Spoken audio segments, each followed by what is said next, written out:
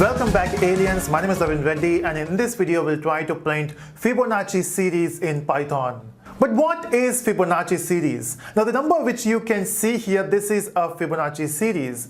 But can you find a pattern here? Of course, right, if you want to print something in programming, there should be some pattern. So you can pause the video, guess the pattern, and then I will let you know what is the exact pattern here. So if you see the first number, second number, which is 0 and 1. Now if you add them, you will get 1, which is the next number. Then the second number and third number, which is 1, 1, will make it 2, and that's the fourth number. Then we have 1 and 2. If you add them, you will get 3. So that's what you have to do. You have to add two numbers to get the next number. So basically you have to add the second last number and the last number to get the next number.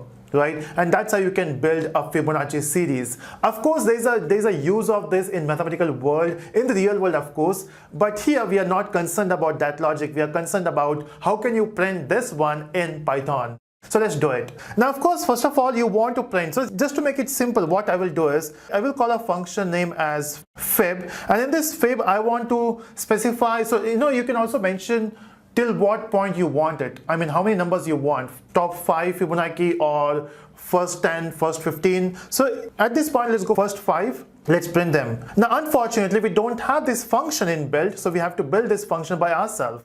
And the way you can build functions in Python is very simple. You say def. Let's mention the function name as fib itself. We'll give a bracket here, and we have to accept that number. And let's accept that in n, because that makes sense, right?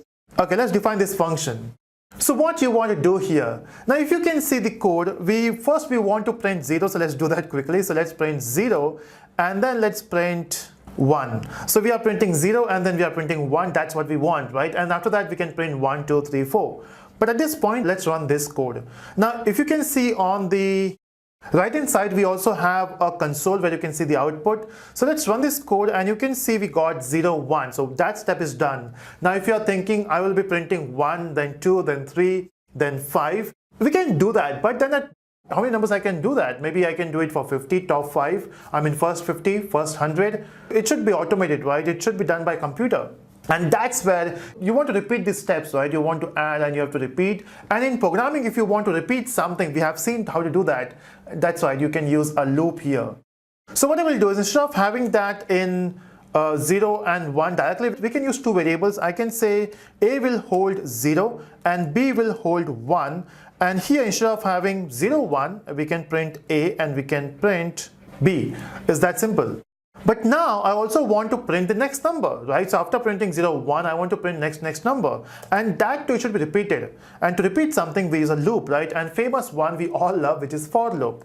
So let's use for here. We'll say for I, that's the counter we normally use. For I in, and we have to use a range now.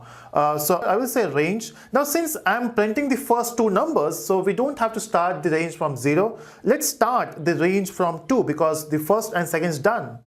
So let's start with 2 and then I want to go till n, right? Because that's how many numbers we want to print.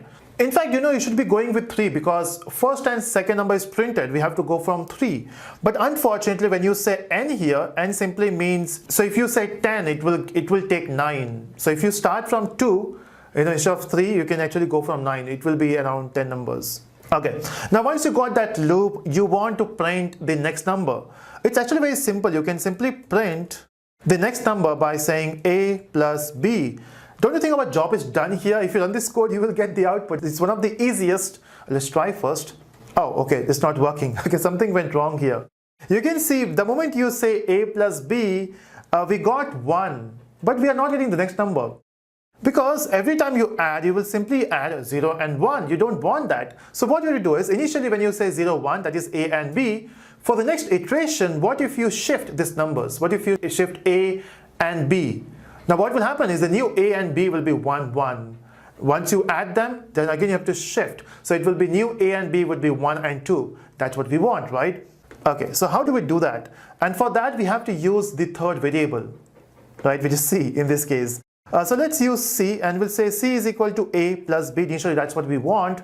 And then once we add the value of A and B, which they didn't see, let's swap, okay?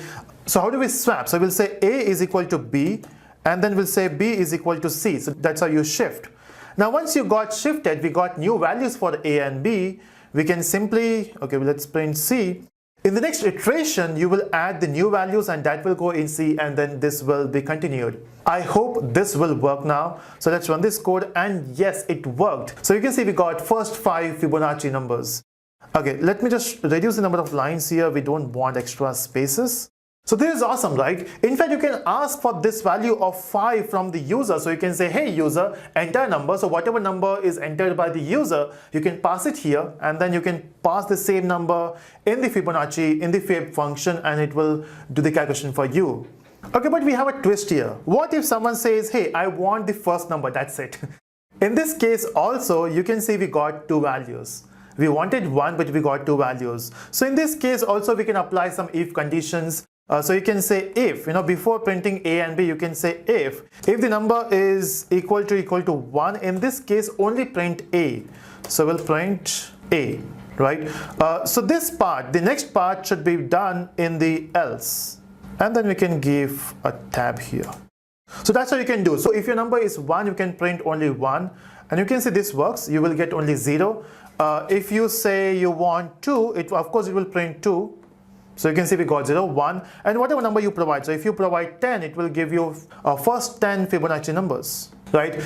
In fact, let me just expand this so that you can see all the numbers. Okay, so you can see we got first 10 Fibonacci numbers. In fact, you can do it for 100 or whatever number you want.